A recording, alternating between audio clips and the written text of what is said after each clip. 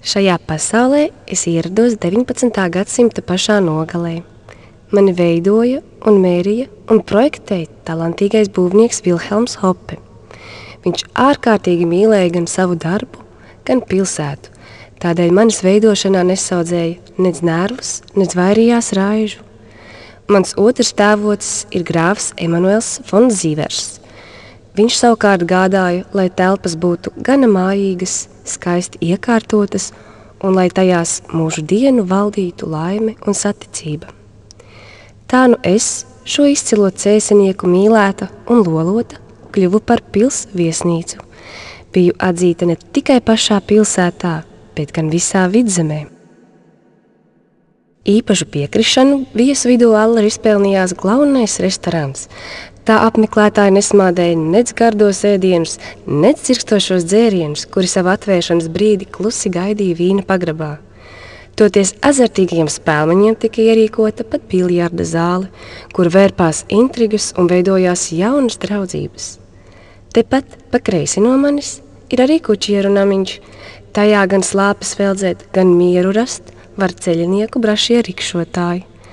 Vēlāk, kad modē nāca automobīļi, šeit varēja uzpildīt degvielu un neraizējoties par braucamrīka drošību, atstāt to manā pagalmā. Arī omulīgā un asprātīgā cēsinieka Dižanajo Bernharda, īstajā vārdā Bernhards Dišs, sabiedrība šeit nebija retums. Lūk, kā kādu atgadījumu ar varano vīreli atceras manas biezās, taču vērīgās mūru sienas. Dižam patīk uzkavēties skrodziņā, kur bieži gadās kāds, kas izmaksā. Te allaž ir omulīgas kompānijas un paziņa pūkā aizmirstas visas dzīves likstas. Tikai to vakar skats ir citāds. Pavisam viens viņš nav. Vientulību klietē kārtējā putojošās, meķīgā aluskroze, kas ar dziļdomīgu izteiksmi vīra ģīmī tukšojas un pildās tikpat ritmiski, cik skan zvans stundenī. Pēc sava ārējā izskata Dižanajo Bernhards atgādina lielo krievu rakstnieku Ļevu Tolstoju. Tāda pati stāja, pat ārējais veidos, tikai bārdi īsāka. Dišs ir ļoti vienkārši ģērbies. No svara viņam ir iekšējais, nevis āršķīgais cilvēkā. Tādēļ pamanījis apkārtējo ciešos skatienus, sitot dūri pie krūts, viņš allaž sacīja. Sirds pirmā vietā, pēc tam bikses. Šādi plātoties, skaidri saskatāms, ka lielajam vīram bikšu mugurpusē radies paprāvs caurums, kas aizprausts ar lielu saspraužamo adatu. Jautājot, kad tad Dišs sastopams mājās, vīrelis asprātīgi atbild. Mani mājās var sastapt vienmēr, izņemot tās stundas, kad mājās neesmu. Un mājās, protams, viņš reti sastopams.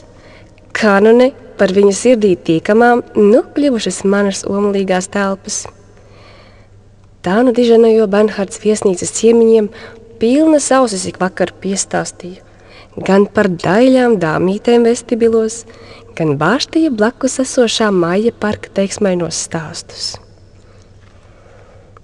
Dišs par dzīvi nekad nesūkstējās, gluži pretēji, viņš baudīja to. Lai ar biksēs dūrs lieluma caurums un nauda krodziņā palika, te bijusi nebijusi, Cēsu Tolstoja dzīvesprieks nezuda, un amizantais vīrietis ar savām asprātīgajām runām ar vien pildīja manas galvenās telpas ar gardiem smiekliem un sirsnību. Diemžēl laiks, ko pavadīju kā viena no prestižākajām viesnīcām Vidzemē, nebija pārāk ilgs. Līdz ar 20. gadsimta sākumu un revolucionārajiem politiskajiem notikumiem tā laika Krievijas impērijā arī mani skāra krasas pārmaiņas. 1905. un 1908. gada mijā te apmetās grāfa Orlova soda ekspedīcija. Tā nežēlīgi izrēķinājās ar 1905. gada revolūcijas līdzgaitniekiem. Tika nodedzinātas neskaitāmas ēkas, nošauti cilvēki. Neskatoties uz lielo postažu, Cēsu pilsētā dzīve turpinājās. Atjaunoja un uzcēla jaunus namus. Arī es netiku pamesta novārtā.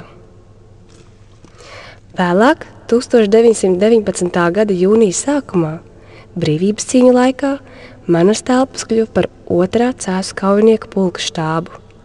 Šeit glabājās gan munīcija, gan tika pārlaistas neziņas un baiļu pilnas naktis.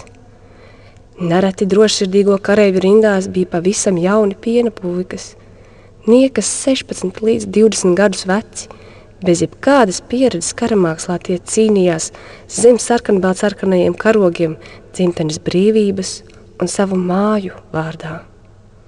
Šķiet, joprojām manās mūra sienās dzirdamas brašo latju strēlnieku dziesmas. Ir pagājuši vairāk kā 120 gadi.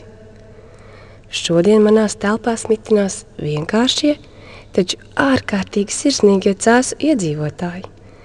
Man patiesi ir laimējies, spītējot likstām un laika zobam atrasties šeit un tagad te, starp jums, piedzīvot cēsu pilsētas nemitīgās pārmaiņas un vērot tās iedzīvotāju gaišās un laipnās sejas.